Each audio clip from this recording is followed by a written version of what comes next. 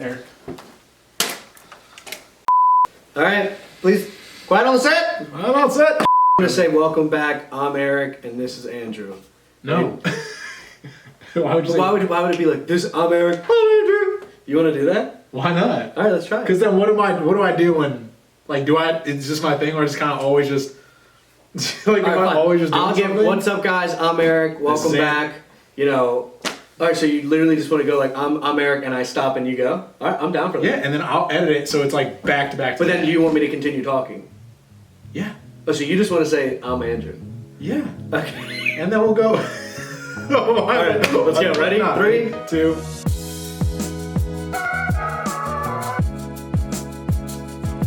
Welcome back, guys. I'm Eric. I'm Andrew. And this is I Got a Guy. We've talked to you about this before. We're going to do 2 podcasts a month. One with a guest and one with Andrew and I with our beautiful, smiling faces. We're going to bring up a really cool topic and we're going to just talk about it for 10 or 15 minutes. And we hope that you find it interesting. I think today we're going to jump in to a topic that a lot of people have talked about. And Andrew, I know this has affected both of us and affected everybody around the world, of the virtual environment. Right. And really, it's nothing really new to us. I think we've noticed a lot more people have accepted it really at no choice. They kind of had, hey, if I'm going to talk to customers, if we're going to network, we kind of have to go virtual. That's just been the thing. So, we've always had FaceTime on our phones. It's pretty much the same kind of thing. What I find interesting, and the perspective I think Andrew and I are going to try to take today is the virtual environment from two millennials. We're 28. We're 92 babies. We literally have adapted throughout technology from the VHS tape, the CD player, to the iPod. Sets. Everything. So our generation is in such an interesting position where we've always had it, but we also knew what it was like to have a more minimalistic version of that technology. And that's why I think what's interesting is now we're able to, you're a business owner, I'm in business, now we're leveraging technology for our literal livelihood. And it's nothing different for us. Yeah, I mean, we've always had it. We've grown with it. Early stage video games to phones, T9 texting. You remember that? T9. Tick, tick, tick, tick, tick, I tick. had 500 texts that I could send a month that my parents put me on. Yeah. And boy, if I didn't hit 500 every month. I'll tell you, though, I do miss... You knew exactly where everybody... You didn't even have to look down. You were writing books on that flip phone Razor, sending text to your friends. I just pulled out my old phone that flipped up, and it flipped 2 different ways, and I thought it was the coolest thing. The sidekick? Not the sidekick, but it had the buttons where you clicked. Man, if I tell you, I could type as fast as anybody could type, similar to what we were talking about. On a laptop or something? And that's why even on an iPhone, man, I'm Fingers McGee out there just going hard, texting, and I think it translates. I'm a great typer. I don't know about you. I'm better. I've been doing more typing in the last 4 years probably than my entire life. But, I mean, it definitely helps. You know where the finger placements are. Not only on the keyboard, but now your thumb. I don't know about you. Even on the touchscreen, I can still kind of get close. And then you got the autocorrect, so it just gets it right there where you need it. But So you tell me from your perspective, Andrew, right? You're on this virtual world all day. I believe your business runs off of being a virtual. You've got to work with clients. They need to send you things. It's done over the digital environment. Why do you think it's so easy for us when COVID hit? Because once COVID hit, it was like, I'm in my home office and that's the only way I can connect with you. And now I'm on camera. Now we're going to meet over camera versus, hey, come into my office tomorrow. Let's have this conversation. Why do you think it's so easy for you and I to make that transition and maybe not so easy for others? And even if it's others within our generation. I mean, just with anything else, it's new, right? So that's first and foremost. For at least, it's new for the people who aren't used to it. Like I mentioned, we've always had FaceTime when the iPhones came out. For all my followers, I do a lot of video content, so I'm pretty comfortable in front of the camera. For all my followers. You right? do a pretty good job of recording yourself. I love, videography was actually a fun note. Was my hobby growing up in high school. I always had, if we want to date ourselves with technology here, I had one of those camcorders that would record a mini VHS tape, and then I had to put that into like an adapter tape to then download the video. Like I'm talking like some movie kids walking around recording horror stuff, but like I was actually like recording cool things, right? Yeah. Music videos, right? It's interesting because like, my dad has been working with computers since they've been around. Like he's been a technology person. So I grew up, I always had a computer in the house. I always had technology. He's always been very tech savvy. And then you have someone like my mom who's not tech savvy. And I know you're watching, Mom. So I just want to let the world know that you're not that great with technology, and that's okay. And they're in the same generation. And my dad is almost as good as technology as I am, and I'm the millennial. And that's why I don't necessarily think it's a generational gap. I know people, my grandma texts me. Like, my other grandparents, there's no way they're texting me. They have no idea. So I think it's people willing to accept the technology, learn about the technology, and adapt to the technology. Yeah. That's big. I think more recently, my parents are on Facebook more. They're figuring out how to send them messages, how to tag me and things. So, with the grandkids, family across, the country, and then even with COVID, like you almost have no choice to do these things that make life easier, right? The video calls, the chats, and it's just the change of the world and adapting. And I don't think we need to. Everyone's been doing it. I don't think we need to highlight it too much, but we've always been used to it. Video gaming, right? Like Xbox Live, PlayStation Network, like all those things. You and I have been growing up to always being interacting from a virtual world. We're sitting you're in your living room up in Sykesville growing up. I was in Howard County. We probably had a couple matches together on some Xbox team. We would have never known, but it's just what we've grown up with. So, it's definitely an interesting take, and kind of some patience is needed when you're working with some people who maybe don't quite get it. So now let's apply it to kind of what we're doing now, right? Virtual networking. Yes. Networking is my life. I did it. I went to every event. We met at a networking event. Yep. And now all of a sudden these networking events, these collaborations, meetings are all done camera facing, in a chair, in front of your computer, with your entire life around you. So how are you adapting to networking? Do you like it? Do you hate it? Is it working? Tell me, like, in your perspective. Truthfully, for me, being not only a business owner but operator, I get to kind of kill two birds with one stone. Some meetings, as attentive as I am, definitely involved, but I can maybe pop an email or two out. I can respond to a customer. I can work on some paperwork for the team, and kind of just in the background, I'm still checked in, but you can't really do that in person how it used to be. Now, it is a whole different scene, but I almost kind of enjoy that. And, as much as I would love to get back to normalcy and see people and greet people, hug, shake hands, do whatever, it's nice to be able to do both at the same time. I don't know. I mean, that's me. I like being productive. Yeah, I'm very much the same way, and a lot of times when I'm doing these virtual networking events, I've got two monitors. I'm probably popping off emails. I'm probably putting together a proposal. I'm petting my dog. I'm sure I'm looking at my phone, and it's one of those things where it's like, is that right? Right? Is it disrespectful? And sometimes, if I'm engaged with a client and I start to take a look at Facebook, I should slap my hand because it's disrespectful. You need to be listening. You should be taking notes. I know I talked about it a bunch. I'm a big multitasker. So, I definitely need to do other things so I could stay attentive. But, and it kind of brings me to my next question. And I want to hit on these two things. Do you think you're actually connecting with these people virtually the same way you were when you shook their hand and met them in person? Because for me, I am.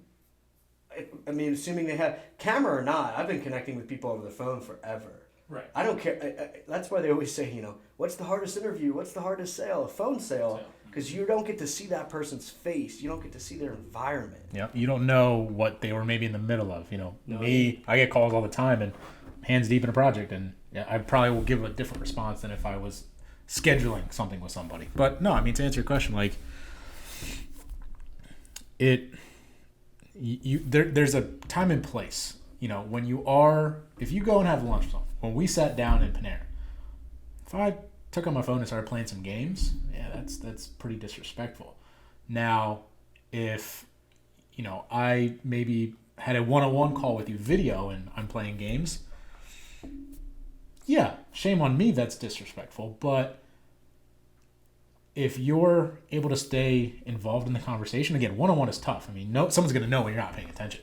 But, group setting, you got 10 plus people. It's kind of a collaborative thing. You have a few people talking. Yeah, I don't see why it wouldn't be inappropriate to maybe kind of jump to something if you needed to get it done, but not be disrespectful. If someone's giving a presentation, chime in, just have that in the background and just give your sense when you're ready. I don't think that's a wrong thing to do. So camera on or camera off? Ooh. Or does it depend? If I'm sitting down at my desk, camera on. If I need to get up, walk around, if I have maybe, a lot of times my employees might ask me a question, obviously always on mute. If you're not speaking, mute. Okay, camera on, camera off. You talked about that. Virtual background or your actual background? And I think that's a tough one. A lot of the tech savvier people, if you could figure out the background stuff, I know a lot of guys who do a lot of good things with green screens. Rock it. If you're not too tech savvy, I understand. You gotta have your stuff in the background. I mean, and I'll be honest too. Like Zoom, I think I don't really use anything else other than Zoom, but sometimes it gets grainy when you try to put a background. So it does. You're kind of at that catch-22. So camera on, camera off for me is so difficult because me versus you, I'm on calls all day. Correct. You're on calls a couple times a day. Sometimes your days are call filled, but my days are filled with calls every day. Sometimes I just don't want to be on camera. Sometimes, based on the person I'm talking to, I always start. Maybe here's a tip: start with your camera off every time. If they turn their camera on, you turn your camera on. If they're mute, and again you're in a group setting, you set it, mute. If you're not talking, mute. We all live in an environment now where I've got dogs. I have a dog. They sleep when I'm not working. They're wide awake when I am working. And I got my beautiful puppy Onyx, and he is a loud barker, and he'll just get right in my face and just howl. And he only does it during meetings, but guess what? I use it. They go, do you have a dog? And I go, I do. I have 3 dogs. I love dogs. How about you? And it's a conversation starter. It's like, yeah, I got my 3 German Shepherds right here. And I again, camera on, camera off, totally depends on the conversation. Virtual background, depends on where I'm at. If I'm in a Starbucks, which I haven't been, virtual background. And it's a good virtual background. I make sure it's a good one because I don't like when you're moving and you're grainy.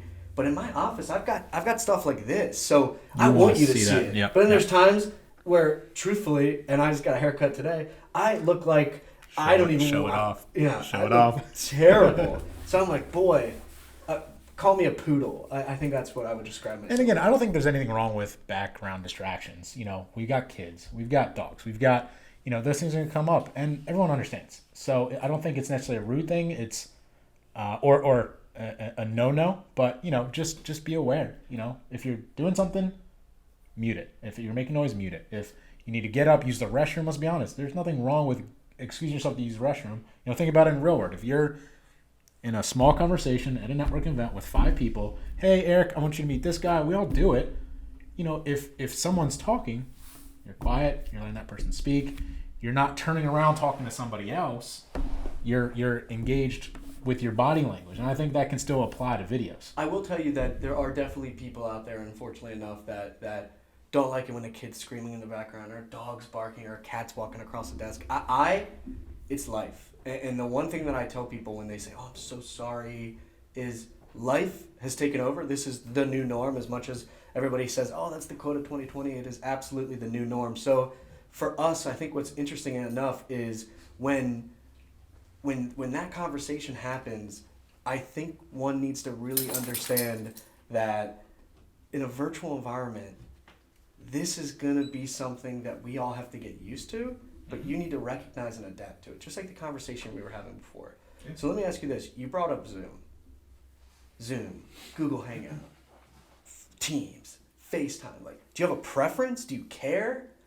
I've used them all. If somebody recommends a platform to me, I'll take it. But I think that's the adaptability piece. Is like, I don't mind. I'll figure it out. I'll figure out how to turn the camera on or off and how to mute it on and off. Yep. I think every single person, and please tell me if I'm wrong or right, every platform you should try before you get on. Tip of the day. Yes. How to mute, how to unmute, what's it look like, Yep. so you know what mute actually looks like, and then how to turn your camera off, because you mentioned it. What if you do have to get up? Turn your camera off. I don't care. There's been stories out, it's coming out, man. People making some mistakes, and whether it's been on purpose, on accident, things happen. But you're right. Get familiar with that, and I don't think there's anything wrong if someone says, "Hey, I'm using this, some crazy new thing you've never used before." I think it's okay to say, "You know what? I've never used that."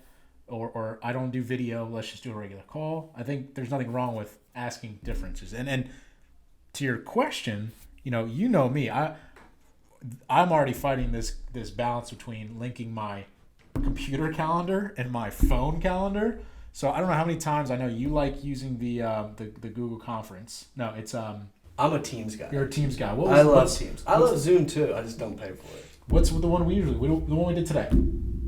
That was Teams. Is that Teams? That was Microsoft, yeah. So Microsoft Teams. I know that's one you usually use. And how many times the call of 2 minutes in, Eric, can you send me the number for the Teams link? But and that's just one of those things where, because Zoom is pretty straightforward. Here's the link. Join in, comes through. Obviously I have to use my laptop. It has a camera on it. My desktop at the office does not. So if this hasn't been updated, it takes a couple minutes to kind of get up to groove with stuff. But I'm a Zoom guy. I don't mind video. It just it's I'm pretty adaptable, so it's hard to really say what I'm not with or with against, or what my preference is. I'll roll with the punches, really. So let's end the podcast with this question: where do you think things are going? Is everything going to continue to stay virtual? Is it going to be a hybrid? Are we going to go back to, are people going to be so desperate to be in front of human contact that it's only going to be in person? Where do you see it going? And then how do you think you personally are going to attack this next 24 months I think it's going to take to get back to some sort of normality? Hybrid. So obviously for probably, the immediate couple months here, as vaccines are rolling out, things of that nature, we're probably still going to be pretty much 100% virtual. But I think it's going to be a hybrid for at least the next year or two. I mean, people are probably going to have people very concerned and just being extra safe. And, I see a lot of institutions. I know my networking group, they're opting for a hybrid in the near future, and eventually we'll come in and meet in person. But if you want to continue to stay from home, all power to you. Here's the link. We'll set up a laptop and here you are, you're in. So, I think it's going to be I think I'm going to take probably full advantage of the hybrid. If I can still attend a meeting, hopefully still interact in a good way if people are meeting in person, sure, I'll give it a shot. But let's be honest, I like the interaction. I like camaraderie. So, in person, I'll take that risk. But we'll see when that time comes. In my mind, I'm going to move back to a hybrid model as well. I definitely want to meet someone. I definitely think I'm going to meet people virtually first, because I think it's going to allow me to get to know them and make sure that I can actually be strategic with them when I meet them. I want to make sure that when we meet, it's not a waste of time. But at the same sense, when we're talking about the networking, yeah, it's totally different to meet in person versus online. But I like how they're doing these breakout rooms. You don't have breakout rooms in person. Maybe we start. Maybe that's a great, hey, let's have 60 minutes of networking and then we break up. I gave you a number when we first started. If your number's this, and this. Who knows? So I think there's so much to come. But as I've said, man, I've been doing business internationally forever. To be honest, it was just always over the phone. Now I'm talking to people, and it's just in front of a camera. So nothing's really changed. We've just now moved to it's a different wanting to meet in person over the interweb. So sure. I think hybrid model is going to be a big part. I want to respect everybody who wants to be careful, vaccine or not. I'm going to respect all the boundaries of what everybody is asking us to do with COVID. But I believe that hopefully the economy gets back to where it needs to be. Hopefully people feel more comfortable. Hopefully people start to thrive in front of one another. And I just hope everybody is just wildly successful in the upcoming year, because I just see big things coming. It's going to be good. It's going to be a good year. Hopefully we come out of this, like you said, everyone's just fighting strong. That's all we have for today, man. That's good. I think it's 20 minutes we're running on right now. I think we're doing a really good job. I hope you guys got some information. Andrew and I really, really, really, we talked about it beforehand. We didn't want to rant. Yeah, no, because, yeah, boy, we can rant. Yeah, and again, I mean, like this is supposed to be different. I think these are topics, and will continue to be topics that you and I find very critical to our world. We want to share our perspective.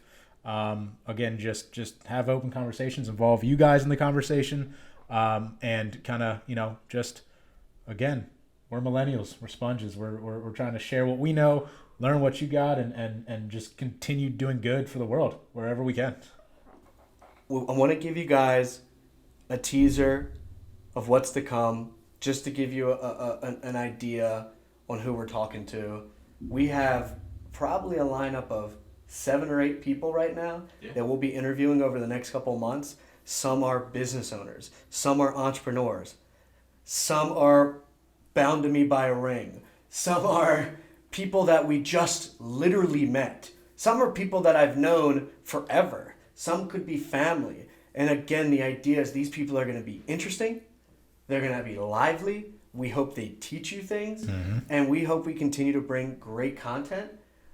We are excited about what's to come and expect the next podcast to come in the next 2 weeks. Yeah, definitely. And guys, please comment, share, like. I know that's the pretty cliche saying with any of these videos, but your feedback's important to us. We want to provide value. We love to hear your thoughts. If something just didn't quite strike your fancy, let us know. I mean, look, we're being real and honest, and we want to just have fun with this. So let us know. Tell your friends. And if there's anyone you guys think would be an interesting add to the show, please send us an email, reach out to us. Eric and I were on LinkedIn, Facebook, Instagram, pretty much all the platforms that we possibly can be on. And, we'd love to see who you got in mind. I Got a Guy podcast. See you, everybody. Take care, guys. Later.